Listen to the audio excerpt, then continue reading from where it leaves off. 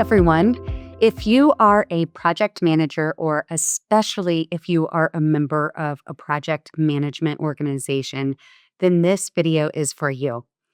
As many of you may know, Project Management Institute has been making some bold moves in the past couple of years. And I would just say overall, they're really leaning into a lot of AI.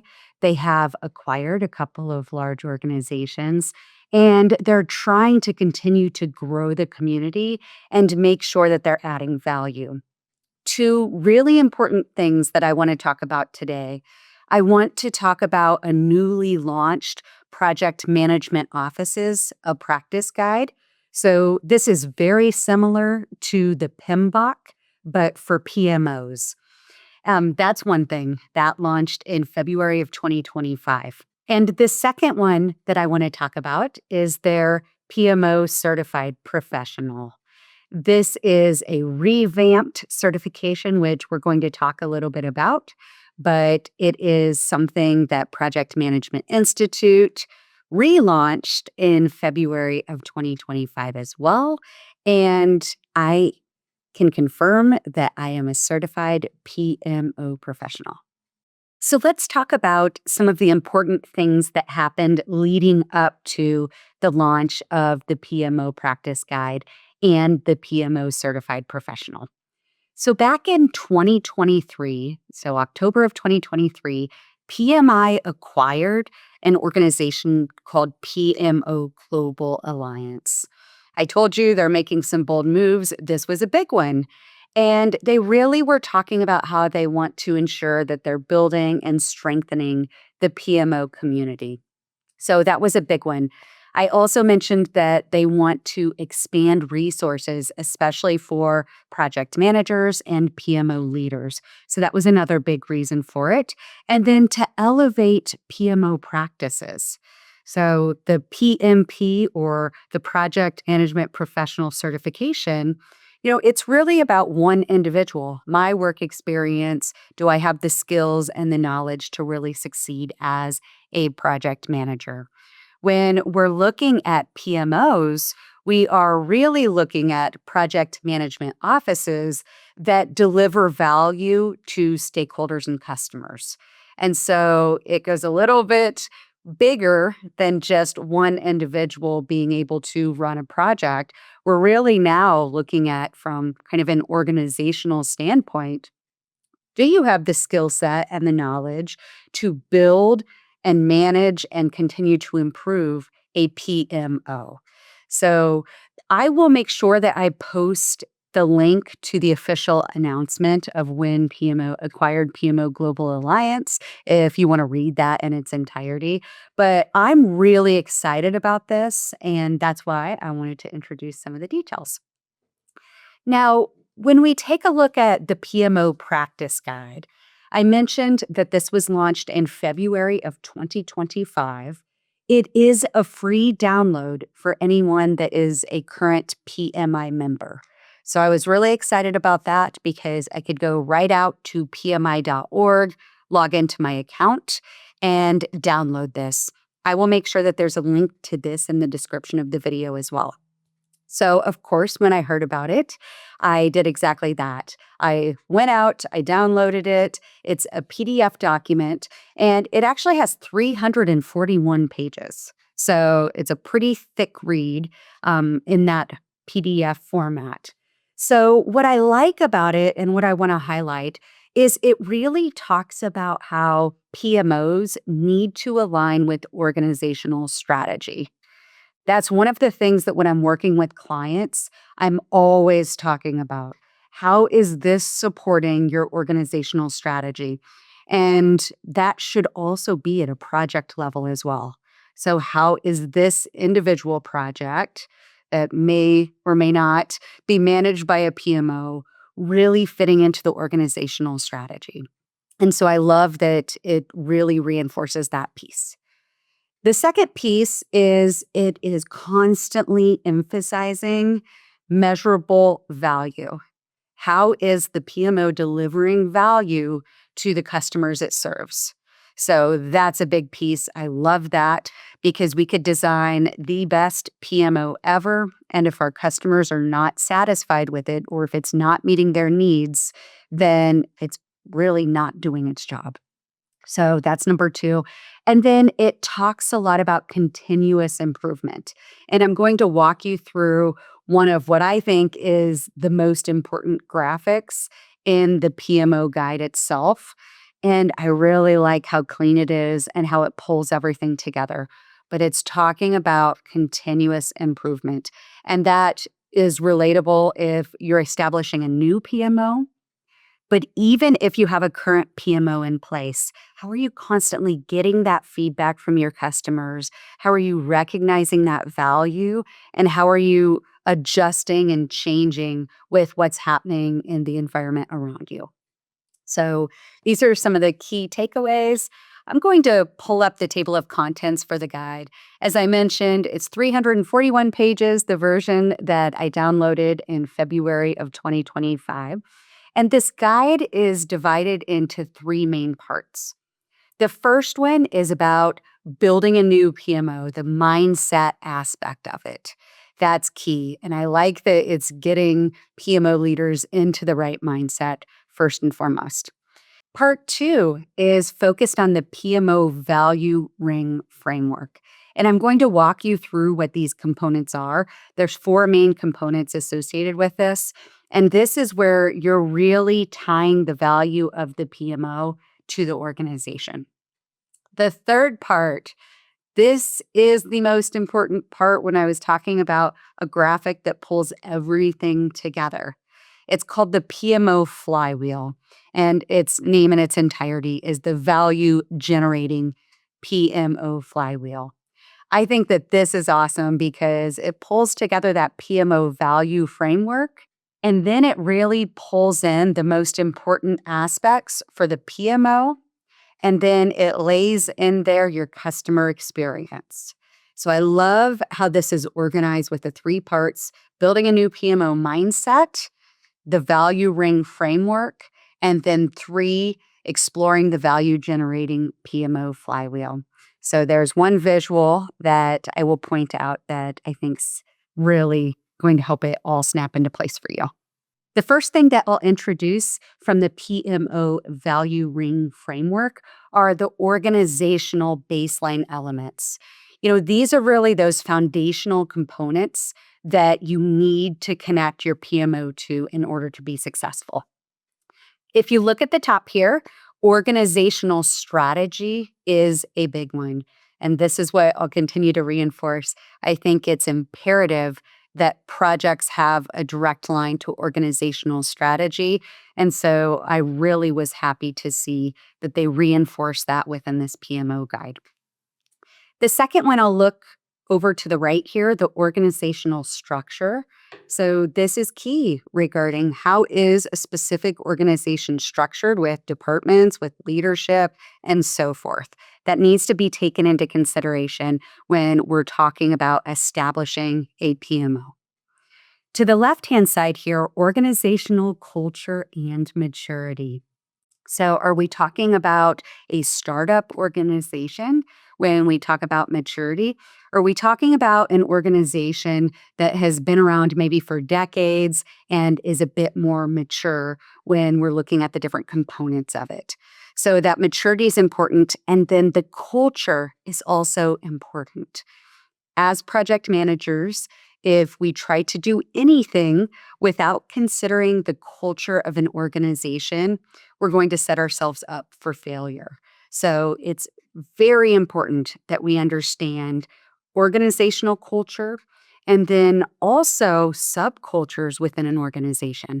So maybe there is a specific department or team and they have embedded culture within the overall organizational culture. How do we truly understand that piece of it when we are either establishing or improving a PMO? Last but certainly not least, down at the bottom of this visual, industry specific profile. Now, if I am in construction, we're going to need to probably think about different industry-specific things than if I am in healthcare or even medical device and so forth. So this is where we're really taking into consideration the industry-specific aspects of it. Again, this is the organizational baseline elements of what we're talking about. Let's move ahead then, and let's talk about the PMO structural components. Now, these are also critical when we're talking about ensuring that we have everything in place for our PMO. So, the PMO mandate is first and foremost. The PMO mandate should answer the why for the PMO. It's foundational. Our PMO mandate answers the why. And when we're talking about some of the things that are and maybe are not included in the PMO mandate, the PMO charter, that is part of the mandate. And when we're talking about the different levels of scope that would be included in a PMO mandate, we're really looking at enterprise. So that'd be across an entire organization. Is this an enterprise PMO? Or is it a department PMO that only serves customers within that department? Or we could even talk about a program or project PMO. So 3 levels, and we want these spelled out within the PMO mandate. Is this an enterprise, a department, or a program/project PMO? What is not included in a PMO mandate are the PMO services being offered. So I want to make that clear. Services are not part of the PMO mandate. So PMO mandate, again, answers the why for the PMO. The governance now, you see in the lower right-hand corner of this visual, that is going to answer the who and the when of the PMO. So this relates more to the accountability and control. And so this is the backbone of the PMO, the who and the when. How is the governance going to be managed for the PMO? The strategy is the third piece, and this should answer the what and the how. So what and the how is value going to be delivered? So this is where we do start getting into the specific kind of services here with the PMO strategy aspects of it. So to summarize again, PMO mandate answers the why, and it talks about the scope of the PMO, enterprise, department, program/project management. The second piece, the PMO governance, answers the who and the when. That's that accountability and control piece. And then the third is the strategy, and that's going to answer the what and the how the value is going to be delivered. Next, we get into the PMO Customer Experience Cycle from the PMO. And I really, really like this. We have approached a lot of our PMO consulting engagements in a very similar way to this model. So it feels very natural, and I was excited to see it called out. We're looking at starting up here with the exploration piece of it. And I'm going to break this down even further into 10 steps in a moment. So just know that I'm going to drill into these even more. But the first step is exploration. That's where we're exploring with the customer because, again, we're looking at this through the customer experience cycle. So we're exploring the needs and truly understanding how the PMO can add value. From there, moving into the design. So now let's design the types of services and so forth that this PMO is going to deliver. The deployment aspect. So this is where we're onboarding our customers and deploying our services. The enhancement is where we're monitoring and we are enhancing our PMO services based on what we're hearing from our customers. 5 is where we're really looking at that value realization. And so this shows that it's a continuous cycle because we're constantly needing to go back and explore, has anything changed in our organization? Has anything changed in the industry? And going through the cycle again. So our customer experience cycle then breaks down into 10 additional steps. And so the first 2, awareness building. This is where we are building awareness with our customers or potential customers. We're understanding from their point of view as well what it is that they have challenges with through a needs assessment. So we're listening, we're asking a lot of questions, and this is the first and second step of this PMO flywheel. Then we start to get into that value proposition and the service deployment. So this is where we're saying, here is the value that we can bring to you by establishing this PMO, and we're designing the services around it, and then we're developing that. The next couple of steps are service onboarding and service operation. So onboarding is where we're actively bringing on customers. So if it's an enterprise level PMO, maybe we're onboarding one department at a time. If it's a department level, maybe we're onboarding the entire department at the same time. But we're onboarding first, and then the service operation. We're delivering those services that we designed to meet the need. The next couple of steps, service monitoring. So how's it going? And service improvement. We're identifying those pain points and really figuring out how we can improve as a PMO. Steps 9 and 10 focus on value delivery and value recognition. So all 10 of these steps here tie to one of those phases when we're talking about the customer experience. So the first two, they're exploration. The next two, designing the PMO. The next two, deployment of the PMO. The next two, enhancement of the PMO. And certainly not least, realization of that value. When we're talking about value delivery, we're talking about being able to measure and really show that we have delivered value. So KPIs, metrics, and so forth. We want quantifiable, tangible value delivery. When we talk about the value recognition, this is where we want to make sure that we're using things such as storytelling to help our customers truly recognize that we have delivered that value. So if we're just throwing a lot of the metrics and so forth out there, it may not be as meaningful as if we are turning that into stories and really getting our customers excited to recognize the value that's being delivered by the PMO. So let's talk a little bit more about the PMO Certified Professional. As I mentioned, I did get certified in this, which was very exciting. And I really do find it to be valuable if you're a project manager and you're looking at ways to maybe take your career into a different direction, or you want to do something more and you're thinking about PMO type of delivery. It's absolutely fantastic for something like that. So it was launched again in February of 2025, and it entails 120 questions.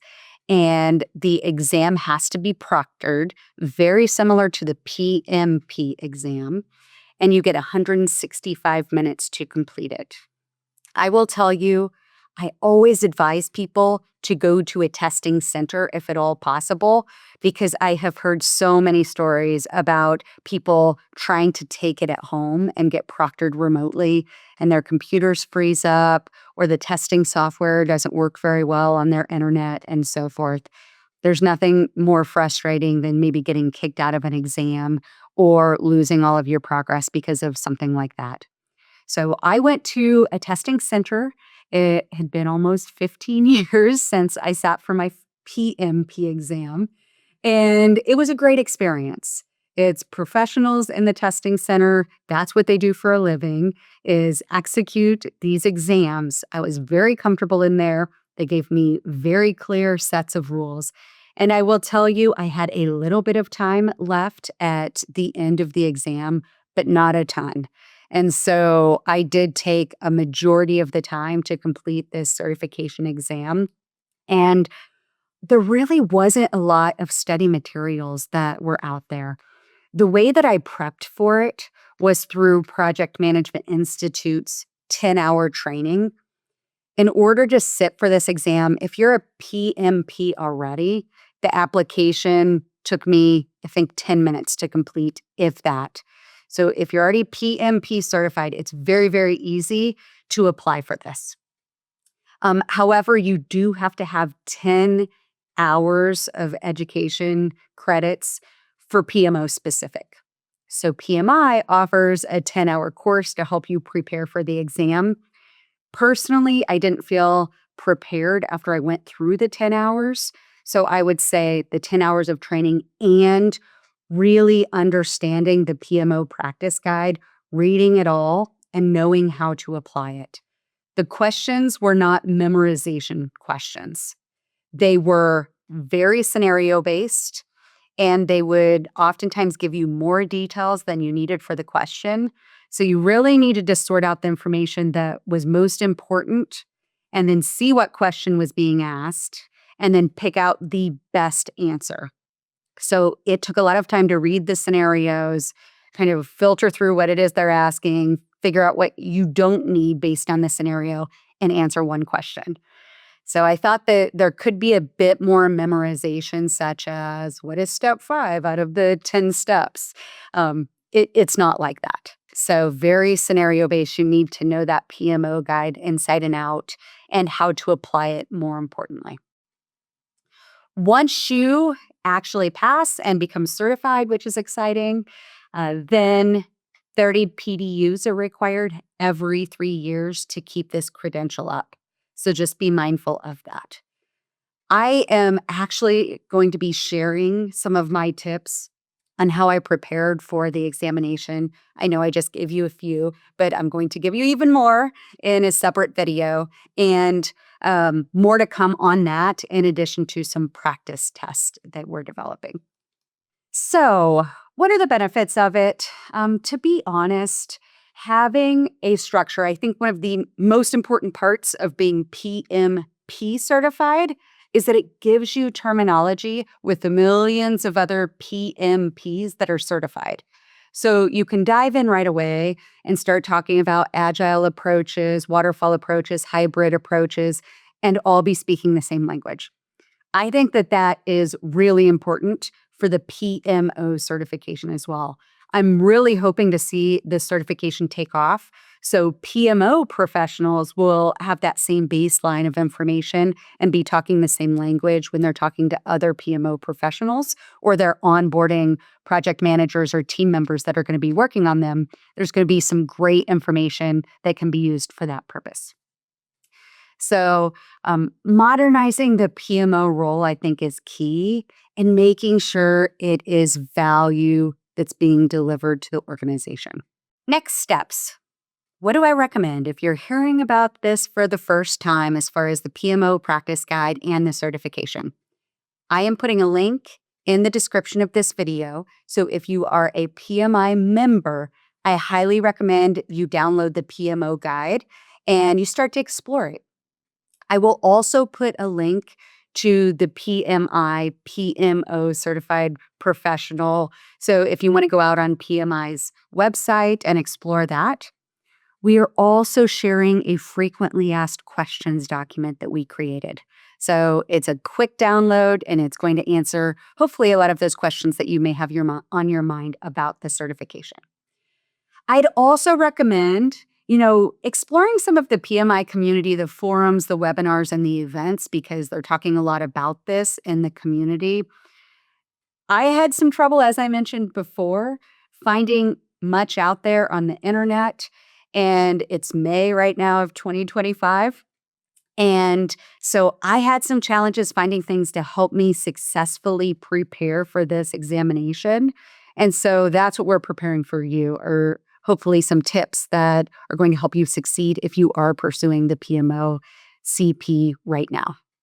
With that, I'm Candace Porter. Thank you very much for joining me today. If you like this video, I would greatly appreciate it if you give it a thumbs up and you subscribe to this channel. We focus on all things project management on this channel. We also lean into some of the decision-making aspects, which project managers always need to sharpen the decision-making skills because you're dealing with so many different types of stakeholders. So those are the main things that you'll see us cover on this channel: decision-making and project management, to include project management tools. So we showcase a lot with different tools such as Smartsheet, Asana, and so forth. So if you're looking at building a PMO and you're also trying to determine what type of technology may be best, then this is a great channel for you. Let me know if you have any questions, if you have any ask on drilling into specific aspects of the PMO guide. I would love to hear from you, so just leave me a comment below, and thank you for joining me today.